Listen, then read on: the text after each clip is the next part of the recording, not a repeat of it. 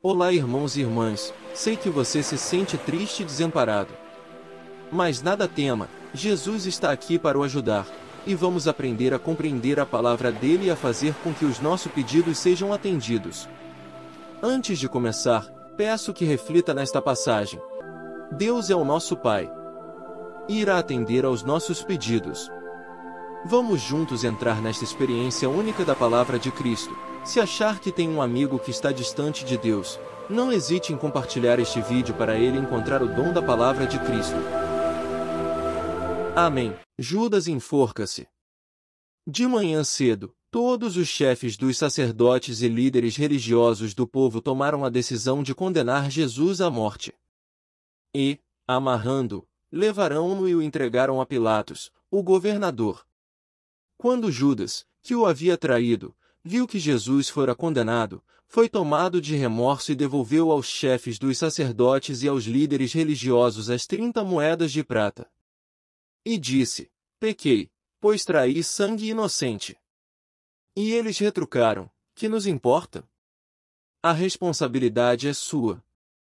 Então Judas jogou o dinheiro dentro do templo e, saindo, foi e enforcou-se. Os chefes dos sacerdotes ajuntaram as moedas e disseram: é contra a lei colocar este dinheiro no tesouro, visto que é preço de sangue. Então decidiram usar aquele dinheiro para comprar o campo do oleiro, para cemitério de estrangeiros.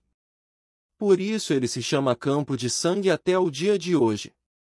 Então se cumpriu o que fora dito pelo profeta Jeremias: tomaram as 30 moedas de prata, preço em que foi avaliado pelo povo de Israel, e as usaram para comprar o campo do oleiro, como o Senhor me havia ordenado. Jesus perante Pilatos.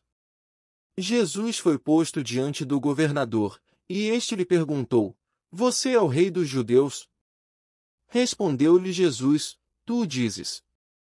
Acusado pelos chefes dos sacerdotes e pelos líderes religiosos, ele nada respondeu. Então Pilatos lhe perguntou: você não ouve a acusação que eles estão fazendo contra você? Mas Jesus não lhe respondeu nenhuma palavra, de modo que o governador ficou muito impressionado. Por ocasião da festa era costume do governador soltar um prisioneiro escolhido pela multidão.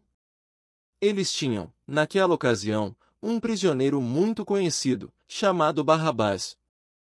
Pilatos perguntou à multidão que ali se havia reunido: qual destes vocês querem que solte, Barrabás ou Jesus, chamado Cristo? Porque sabia que o haviam entregado por inveja. Estando Pilatos sentado no tribunal, sua mulher lhe enviou esta mensagem: não se envolva com este inocente, porque hoje, em sonho, sofri muito por causa dele. Mas os chefes dos sacerdotes e os líderes religiosos convenceram a multidão a que pedisse Barrabás e mandasse executar Jesus. Então perguntou o governador: qual dos dois vocês querem que eu solte? Responderam eles: Barrabás. Perguntou Pilatos: que farei então com Jesus, chamado Cristo? Todos responderam: crucifica-o. Por quê?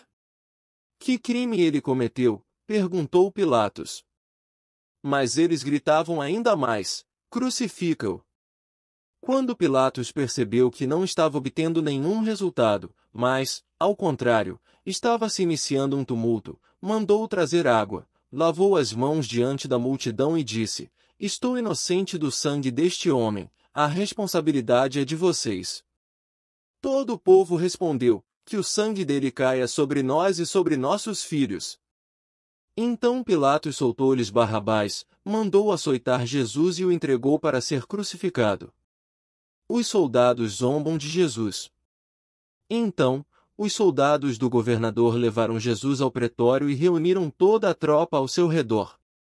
Tiraram-lhe as vestes e puseram nele um manto vermelho.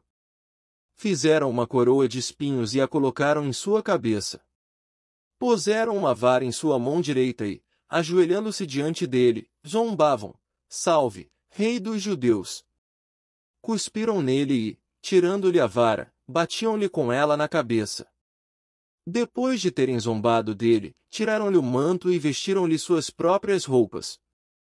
Então o levaram para crucificá-lo. A crucificação. Ao saírem, encontraram um homem de Cirene, chamado Simão, e o forçaram a carregar a cruz. Chegaram a um lugar chamado Gólgota, que quer dizer lugar da caveira. E lhe deram para beber vinho misturado com fel, mas ele, depois de prová-lo, recusou-se a beber. Depois de o crucificarem, dividiram as roupas dele, tirando sortes. E, sentando-se, vigiavam-no ali. Por cima de sua cabeça, colocaram por escrito a acusação feita contra ele: Este é Jesus, o Rei dos Judeus. 2 ladrões foram crucificados com ele, um à sua direita e outro à sua esquerda. Os que passavam lançavam-lhe insultos, balançando a cabeça. E dizendo: Você que destrói o templo e o reedifica em 3 dias, salve-se. Desça da cruz se é filho de Deus. Da mesma forma, os chefes dos sacerdotes, os mestres da lei e os líderes religiosos zombavam dele, dizendo: Salvou os outros, mas não é capaz de salvar a si mesmo. E é o Rei de Israel. Desça agora da cruz, e creremos nele. Ele confiou em Deus. Que Deus o salve agora se dele tem compaixão, pois disse: Sou o Filho de Deus. Igualmente o insultavam os ladrões que haviam sido crucificados com ele. A morte de Jesus. E houve trevas sobre toda a terra, do meio-dia às 3 horas da tarde. Por volta das 3 horas da tarde, Jesus bradou em alta voz: Eloi, Eloi, lama sabactani, que significa: Meu Deus, por que me abandonaste? Quando alguns dos que estavam ali ouviram isso, disseram: Ele está chamando Elias. Imediatamente, um deles correu em busca de uma esponja, embebeu-a em vinagre, colocou-a na ponta de uma vara e deu-a a Jesus para beber. Mas os outros disseram: Deixem-no. Vejamos se Elias vem salvá-lo. Depois de ter bradado novamente em alta voz, Jesus entregou o Espírito. Naquele momento, o véu do santuário rasgou-se em 2 partes, de alto a baixo. A terra tremeu, e as rochas se partiram. Os sepulcros se abriram, e os corpos de muitos santos que tinham morrido foram ressuscitados. E, saindo dos sepulcros, depois da ressurreição de Jesus, entraram na cidade santa e apareceram a muitos. Quando o centurião e os que com ele vigiavam Jesus viram o terremoto e tudo o que havia acontecido, ficaram aterrorizados e exclamaram: Verdadeiramente este era o Filho de Deus. Muitas mulheres estavam ali, observando de longe. Elas haviam seguido Jesus desde a Galiléia, para o servir.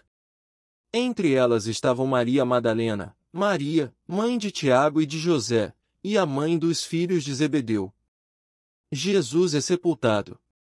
Ao cair da tarde chegou um homem rico, de Arimateia, chamado José, que se tornará discípulo de Jesus. Dirigindo-se a Pilatos, pediu o corpo de Jesus, e Pilatos ordenou que lhe fosse entregue. José tomou o corpo, envolveu-o num lençol limpo de linho, e o colocou num sepulcro novo, que ele havia mandado cavar na rocha. E, fazendo rolar uma grande pedra sobre a entrada do sepulcro, retirou-se. Maria Madalena e a outra Maria estavam assentadas ali, em frente do sepulcro. No dia seguinte, isto é, no sábado, os chefes dos sacerdotes e os fariseus dirigiram-se a Pilatos. E disseram: Senhor, lembramos que, enquanto ainda estava vivo, aquele impostor disse: Depois de 3 dias ressuscitarei. Ordena, pois, que o sepulcro dele seja guardado até o 3º dia, para que não venham seus discípulos, e roubando o corpo, digam ao povo que ele ressuscitou dentre os mortos. Este último engano será pior do que o primeiro. Levem um destacamento, respondeu Pilatos. Podem ir, e mantenham o sepulcro em segurança como acharem melhor. Eles foram e armaram um esquema de segurança no sepulcro, e além de deixarem um destacamento montando guarda, lacraram a pedra. Cronológicos eventos que levaram à morte de Jesus, segundo o relato bíblico encontrado no Evangelho de Mateus. Ele abrange várias fases cruciais da paixão de Cristo, incluindo a traição de Judas, a entrega de Jesus a Pilatos, a escolha de Barrabás pelo povo, os maus-tratos infligidos pelos soldados, a crucificação e, finalmente, a morte e o sepultamento de Jesus. A narração é rica em detalhes, com diálogos significativos que ressaltam a injustiça e a dor sofrida por Jesus. A passagem enfatiza a traição, a manipulação das autoridades religiosas e a crueldade dos eventos que culminaram na crucificação. Os elementos sobrenaturais, como a escuridão, o terremoto e a ressurreição de santos, são apresentados para sublinhar a importância e o impacto da morte de Jesus. Além disso, o texto destaca a cumplicidade dos líderes religiosos e a incerteza de Pilatos, que, apesar de reconhecer a inocência de Jesus, cede à pressão da multidão. O arrependimento de Judas é mostrado como uma consequência inevitável de sua traição, levando-o ao suicídio. O ato de lavar as mãos por parte de Pilatos simboliza a tentativa de se isentar de responsabilidade, que é imediatamente rejeitada pelo povo. A crucificação de Jesus é apresentada não apenas como um evento histórico, mas também como um cumprimento de profecias do Antigo Testamento, reforçando a visão cristã de que a morte de Jesus tinha um propósito divino e redentor. A zombaria e os desafios lançados a Jesus para que se salvasse da cruz enfatizam a incompreensão do verdadeiro significado de sua missão entre os líderes religiosos e a população. Por fim, o relato inclui a reação das testemunhas, especialmente das mulheres que acompanharam Jesus, destacando sua fidelidade e devoção mesmo diante da tragédia. A menção à ressurreição e à aparição de santos em Jerusalém serve para conectar a morte de Jesus ao poder transformador de sua ressurreição, um tema central na fé cristã. O texto, portanto, é uma peça central da narrativa cristã da paixão, morte e ressurreição de Jesus, enfatizando temas de traição, sofrimento, cumprimento profético e redenção. Nossos agradecimentos especiais a todos que rezam conosco. Que o Senhor vos abençoe agora e para sempre. Assim seja. Amém. Permaneça conosco em oração, deixando seu like, se inscrevendo e se tornando membro de nosso canal, e compartilhando esse vídeo. Obrigado por orar conosco. Que o Senhor te abençoe a ti e aos teus entes queridos agora e para sempre. Amém.